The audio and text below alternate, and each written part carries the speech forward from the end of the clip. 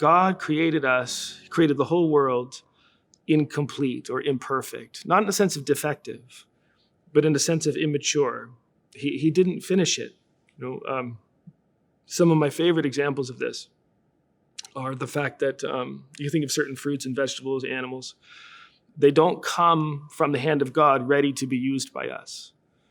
We had millions of years ago to domesticate the potato, to domesticate the tomato, to domesticate the cow, to domesticate the dog, to domesticate the horse, and so on. So the world comes to us, you might say, raw from the hand of God.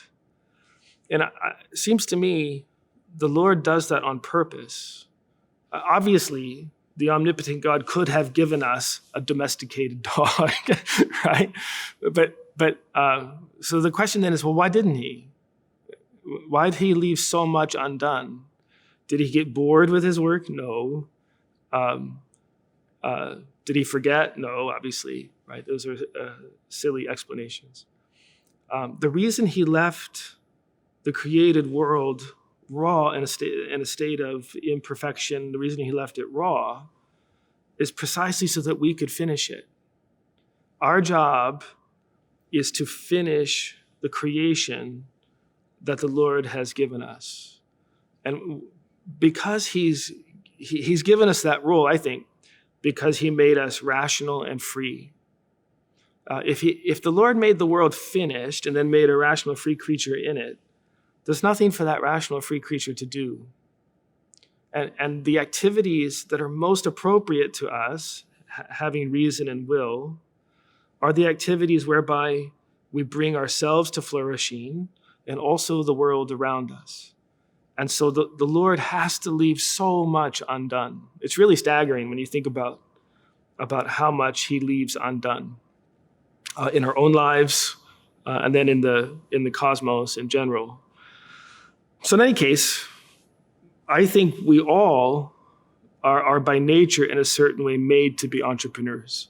We're made to be co-creators with God, to bring the world around us, to bring ourselves to flourishing.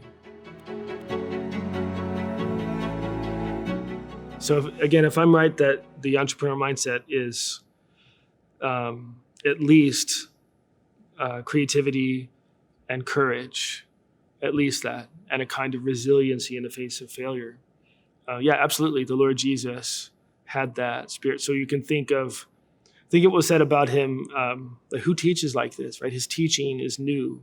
You think of his, you might say the acts whereby he instituted the church. They had baptism in Judaism, but he transforms it. They had the Passover in Judaism, but he transforms it. Right? It's really bold to do that sort of thing. And for us, of course, the if you want what you're calling the entrepreneurial spirit of Jesus, it really comes down to the fact that he's God incarnate. So that kind of creativity, that kind of boldness, that kind of freedom with religious custom and convention comes with the Lord because he's God. He's God incarnate. He's innovative and unconventional. I think oftentimes entrepreneurs are unconventional, but he's unconventional in the way he picks his disciples. You wouldn't, he sees in them potential that that other people don't see. And so to me, entrepreneurs often do that. They see potential where other people don't see nothing but obstacles. One of the most significant ways in which the earliest Christians were creative, so obviously the earliest Christians were Jews, but one of the earliest ways in which they were unconventional and creative, really getting this spirit from the Lord and this impetus from the Lord, is in their willingness to preach the gospel to the Gentiles. This is unheard of, right? The Jews, certainly at the time of Jesus in the first century, they were happy enough to be left alone. So they're living in a pagan society. They really don't have a posture of evangelization to this broader culture. They really want to be separate from them. Ideally, they'd be their own country, but they wouldn't have to deal with the pagans at all. And then St. Paul comes along and takes the words of Jesus to imply, rightly, to imply that the gospel must be preached also to the Gentiles, that the good news that the Lord had to offer is for everyone. And of course, this is very unsettling. You have that dispute recorded in Acts about what St. Paul calls the party of circumcision and the party of uncircumcision. So the early church had to face, early on, you might say, the bounds of creativity. So, and I think every entrepreneur has to think about these sorts of things. Just because you can do something doesn't mean you should do it, right? So you want to say, okay, I have this idea. Is it consistent with what's good and true? Is it consistent with the laws concerning justice? For a Christian, is it consistent with charity? And so, the early apostles had to face this. They said, okay, the Lord seems to be telling us to preach the gospel to the Gentiles. But should we really deviate from the law?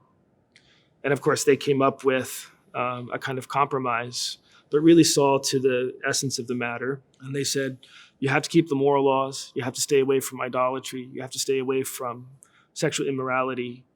But what we would call the cultic laws, you don't have to keep. Revolutionary, of course. Social entrepreneurship, I think, taps into yet another deep insight of Christianity. So if God sets things up so that he doesn't just give us things, but he sets us up for active participation, so that we're dependent upon him always and for everything, but we're also co-workers with him. This is the way he sets it up, but it's also then a model for us about how to deal in our relationship with others, how to serve others, how to love them. And basically, we need to act like God does. So the way God treats us, sometimes he gives us a gift, a simple gift, and sometimes he doesn't. Sometimes we have to work and participate and exercise our own talents so as to achieve these goods. And so we need to do the same thing, I think, in our relationships with others. Sometimes you'll meet people and the right thing to do is to give them a gift. No strings attached, right? But other times that's not the right thing to do. In fact, sometimes that can be the wrong thing to do. Sometimes what a person really needs may be a job, for example. So sometimes the right thing to do may be to start a company, to make an investment. So I think this social entrepreneurship is tapping into an insight that the Christians have long had. So to wrap this up, it seems to me that the entrepreneur spirit is really at the core of human nature. And because it's at the core of human nature, it's at the core of the way in which God has saved us. Right? So again, if you have this principle that he saves us in the same way in which he made us, or in a way consistent with the way in which he made us, then you see this common theme. If we're going to be participators at the natural level, we're going to be participators at the supernatural level. And so you see this kind of common denominator. It's really important, though. I think the entrepreneur has certain temptations. I mean, all humans, insofar as we are all entrepreneurs, have these temptations, but especially those of us who are especially creative and especially bold and especially comfortable with risk. There's going to be the temptation really to kind of forget that you're not the creator. You can kind of overestimate your creativity and lose sight of the fact that creativity is to be exercised in a certain context. There are certain, as you say, guardrails. It's not an absolute creativity. Even God's creativity in a certain way is not absolute, right? So God, for example, he doesn't make square circles, or he acts in a way that's consistent with his own nature. So God, I would say, cannot command us to lie. He cannot lie, and he cannot command us to lie. So there are the entrepreneur in his creativity has to be true to his nature. He has to be, for the Christian, he has to be true to the gospel. So his creativity cannot then extend beyond the bounds of what is true and what is good and what is holy. And in fact, I would argue that insofar as he does that, his creativity will actually diminish.